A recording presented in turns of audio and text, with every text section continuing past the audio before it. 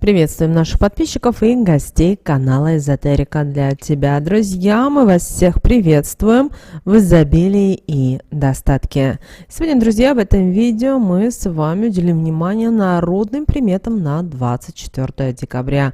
Поговорим о церковном празднике, поговорим о народном празднике в этот день, а также поговорим о том, что можно и чего категорически нельзя делать в этот день, 24 декабря. Обращаем ваше внимание, что сегодня достаточно насыщенный день именно по информации, поэтому обязательно просмотрите это видео от начала до конца. Итак, друзья, 24 декабря Православная Церковь чтит память нескольких святых: Даниила Столпника, Никона Сухого и Луки Столпника. Давайте каждому святому уделим пару минут, потому что это очень важно. Итак, Даниил Столпник – это христианский аскет, который почитался в лике преподобных. Родился он в Месопотамии в христианской семье. Его родителям Илье и Марфе Всевышний долгое время не давал детей. Они молились Богу о чуде, обещая, что если он подарит им ребенка, то они посвятят его жизнь служению Господу Богу. И вы знаете, молитва была услышана, и в семье родился мальчик. До 5 лет имени ребенку не давали. Родители желали, чтобы он получил его от Бога, и имя мальчику нарек игумен монастыря. Настоятель открыл богослужебную книгу и попал на слова пророка Даниила, в честь которого и был назван ребенок. В 12 лет Даниил оставил родной дом и пришел в монашескую обитель, где стал послушником. Однажды он вместе с игуменом поехал в Антиохию. На своем пути они встретили Симеона Столпника, подвязанного на высоком столпе. Даниил изъявил желание тоже подвязаться. Он попросил благословения у святого Симеона, получив которое, направился в Константинополь. Там он перетерпел многие бесовские искушения, но смог выстоять. На высоком столпе Даниил провел многие годы в духовном подвиге. Господь удостоил его даром исцеления и чудотворения. К месту его отшельничества начали приходить паломники и страждущие. В последние годы жизни Даниил был рукоположен во пресвитеры. Константинопольский патриарх совершил хератонию. Во время посвящения Даниил даже не спустился со столпа, на котором он провел более 30 лет. А вот преподобный Лука, новый столпник, служил при Константине VII Багрянародном, византийском императоре из Македонской династии. Участвовал в военных действиях, но смог уцелеть. После этого он много переосмыслил и принял монашество. Совершил немало подвигов, за которые был возведен в сан пресвитера.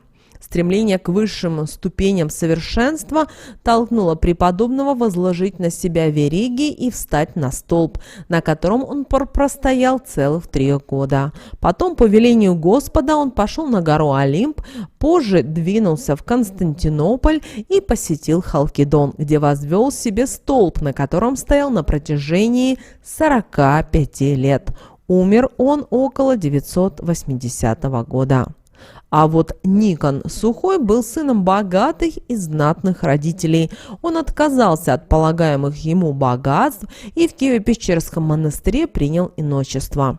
Во время нашествия хана Баняка в 1096 году его вместе с другими иноками взяли в плен. Половчанин жестоко обращался с Никоном, надеясь получить за него богатый выкуп. Но когда святой отказался платить, его начали мучить голодом и всячески издеваться. Летом выставляли на жару, а зимой на мороз. Но преподобный не отчаялся и за все муки благодарил Бога. Однажды мученик сказал своему мучителю, что у него было видение, в котором к нему явился преподобный Евстратий и сообщил, что скоро Никон вернется в монастырь. Эти слова сильно разозлили половчанина, который приказал подрезать узнику сухожилие и усилить охрану. На 3-й день Никон стал невидимым, и стража только услышала его напутствие: «Хвалите Господа с небес». Невидимая сила перенесла преподобного в Успенскую церковь, в которой проходила божественная литургия. Братья в удивлении окружило святого. Его стали расспрашивать о том, каким образом он попал сюда. Никон хотел скрыть чудо, но потом его уговорили открыть все же истину. Сначала святой хотел служить в монастыре, не снимая кандалов, но игумен его отговорил, сказал, что если бы Всевышний желал, чтобы Никон был связанным, то не вызволил бы его из плена. Спустя много лет выкравший Никона человек пришел в Киево-Печерский монастырь. Он узнал бывшего узника, над которым так жестоко издевался. После этого мужчина уверовал в единого Бога, принял крещение и постриг. Впоследствии он стал послушником Никона.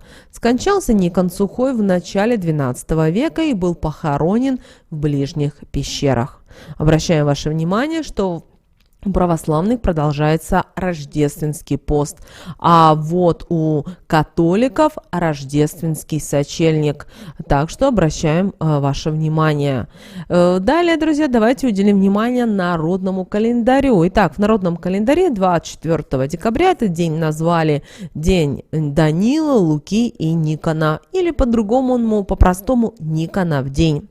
Святому Никону в этот день молились, чтобы очистить душу и отогнать нечисть, которая стремилась проникнуть в дом из вихрей метели. Согласно давним традициям, 24 декабря посвящали День Солнцу, чтобы прославить небесное светило, поэтому люди разжигали костры. Православные читали молитвы святому Никону, чтобы уберечь себя и своих близких от нечисти, которая бесчинствовала в этот день. Кроме этого, на Никона принято было ходить в церковь, ставить свечи перед иконой праведника и молить его о заступничестве и покровительстве.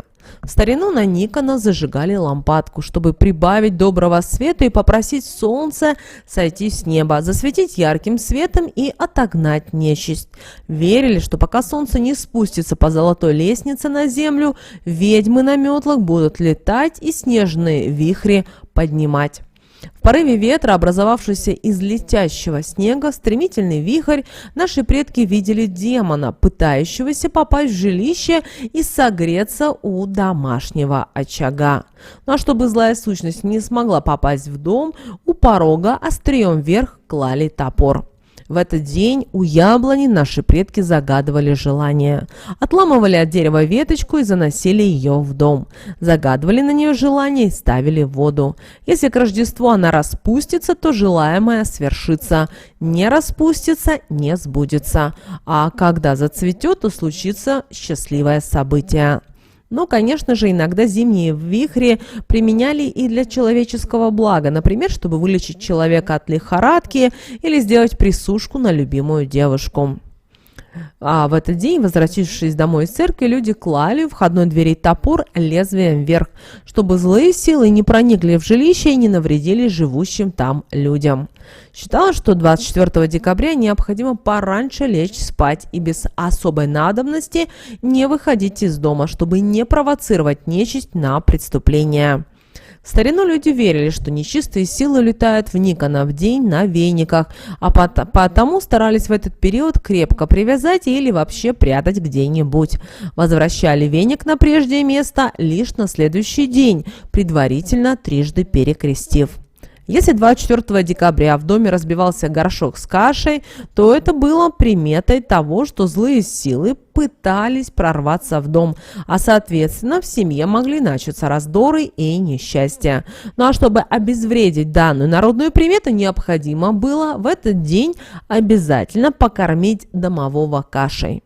Разбитый горшок убирали только на следующий день, отдав остатки каши птицам. А еще готовили новую кашу без масла и соли. Каждый из членов семьи должен был съесть ее хотя бы одну ложку, чтобы укрепить семейные отношения.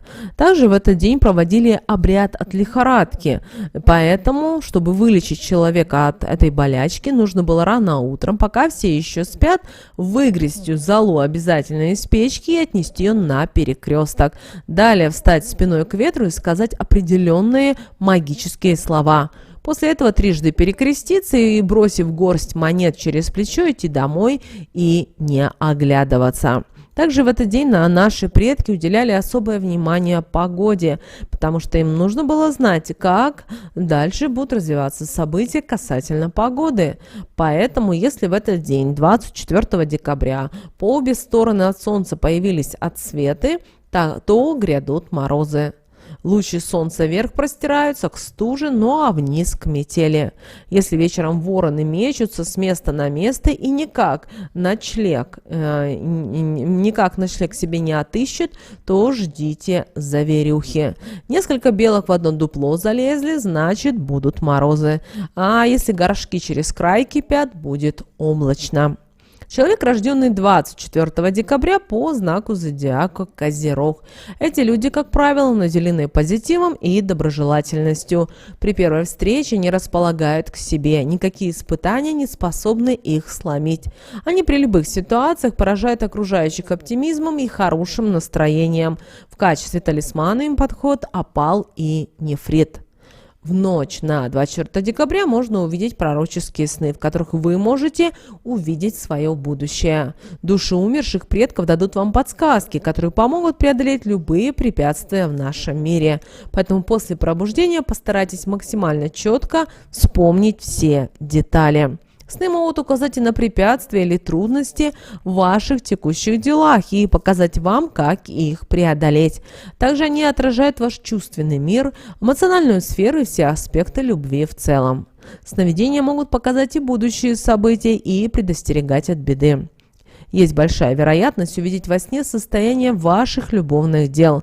Видение может также показать и внутренние переживания сновидца, и как избавиться от душевной боли. Поэтому делайте выводы, но помните, что сны у нас только предупреждают, а сбываются они или нет, как вы знаете, зависит только от нас самих. Поэтому, если ваш сон был зловещим, не отчаивайтесь раньше времени. Вы всегда можете изменить свою жизнь, чтобы избежать нежелательных последствий. Что же можно делать было 24 декабря? Знаете, на Руси в этот день люди молились святому, просили отогнать нечистую силу, которая кружила по земле метелями. Кроме того, люди верили, что святой Никон может даровать успокоение любой душе. Также было принято зажигать лампады и призывать солнце сойти на землю, вспыхнуть и отогнать нечистую силу. Сегодня желательно заниматься благотворительностью. Унынию поддаваться нельзя, как, впрочем, и в любой другой день, а заменить его радостью от текущего момента. Чего же нельзя было делать в день Никона 24 декабря? Главное, что нельзя было делать, это оставлять веник у входных дверей. Народные приметы говорят нам о том, что метлу может украсть нечистая сила для катания по небу, после которого разыграется страшная вьюга и метель. Во время такой погоды много людей пропадает. Но чтобы нечистая сила не смогла взять веник, хозяевам лучше спрятать его в кладовку и привязать к чему-то тяжелому. Вернуть его на прежнее место можно только было на следующее утро, трижды наложив на него крестное знамение. Нельзя и подметать, если разбилась тарелка с кашей. Ее нужно собрать тряпкой, а потом тщательно помыть полы. Тогда считается, что темные силы не смогут навредить живущим в доме. Если же нарушить данный запрет, то в семье начнутся несчастья и ссоры. Нельзя в день Никона делать домашние дела после наступления темноты. По народной примете на помощь может прийти нечисть, из-за чего начнет биться посуда, выливаться кипяток и выплескиваться содержимое кастрюль. Также запрещено 24 декабря одеваться неряшливо. В день Никона надо надеть на себя только чистую глаженную одежду. Тогда и запланированные дела пройдут гладко и беспрепятственно. Тот же, кто проигнорирует этот запрет, столкнется с неудачами и с неприятностями. Не разрешается в этот день пить спиртные напитки, даже слабоалкогольные и в малых количествах. К выпившему человеку может пристать нечистая сила и начать руководить его действиями и словами, что чревато серьезными последствиями. Ни в коем случае в день Никона нельзя рубить ели. Срубленное дерево может наказать обидчика большими проблемами со здоровьем. У него начнут болеть суставы, что впоследствии может привести к полному обездвижению. На сосну этот запрет не распространяется. Нельзя 24 декабря и вытирать руки одним полотенцем свекрови и невестки, а также зятю и теще. Считается, что они могут очень сильно поссориться и, возможно, даже перестанут общаться друг с другом. Вот такой, друзья, у нас с вами день 24 декабря по народным приметам и церковному календарю. С вами, как всегда, был канал Эзотерика для тебя. Друзья, обязательно подписывайтесь на наш канал, обязательно ставьте лайк этому видео, обязательно поделитесь этим видео с теми, кого вы любите, кого вы цените, кому вы желаете мира, любви и гармонии. Ну а прямо сейчас, друзья, вы видите на экране два всплывающих окна. Это следующее рекомендованное видео для вас. Нажимайте на то видео, которое вам на интуитивном уровне понравилось больше, и смотрите. Всех вам мыслимых, друзья, и немыслимых благ. Услышимся с вами уже буквально в следующем видео.